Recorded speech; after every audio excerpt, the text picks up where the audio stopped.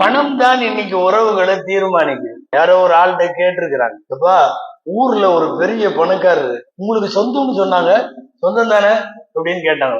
ஆமாமா சொந்தம் தான், ஆனா அவர்லாம் பெரிய லெவல்ல போயிட்டாரு, எங்களை கண்டுக்கிறது இல்ல.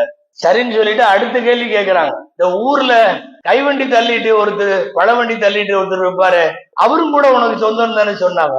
ஆமா சொந்தம் தான், நான் அவரை கண்டுக்கிறது இல்ல.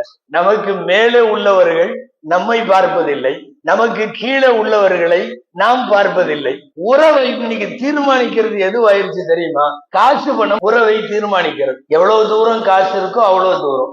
காசு கம்மியா உள்ள ஆளு நடு வீட்டுல வந்து உட்கார்ந்து பத்திரிக்கை கொடுத்துட்டு போனாலும் அவன் இப்படி சொல்லல, அவன் அப்படி சொல்லல, லேடிஸ் சொல்லல, மறு வீட்டுக்கு சொல்லல, இப்படி எல்லாம் வருது.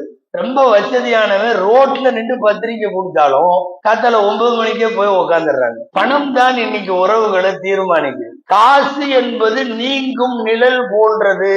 காசு என்பது நீங்கும் நிழல் போன்றது. நிழல் வெளிச்சம் படுகிறவதற்கு எதிர் திசையில் நிழல் வரும். வெளிச்சம் மேல ஏற ஏற நிழல் சுருங்கிவிடும். மீண்டும் சாய சாய நிழல் வரும், வரும் போகும். ஒரு இடத்துல என்றைக்கும் காசு நிக்காது. காசை வச்சு தயவு செய்து உறவுகள் இல்லை. Download ShareChat.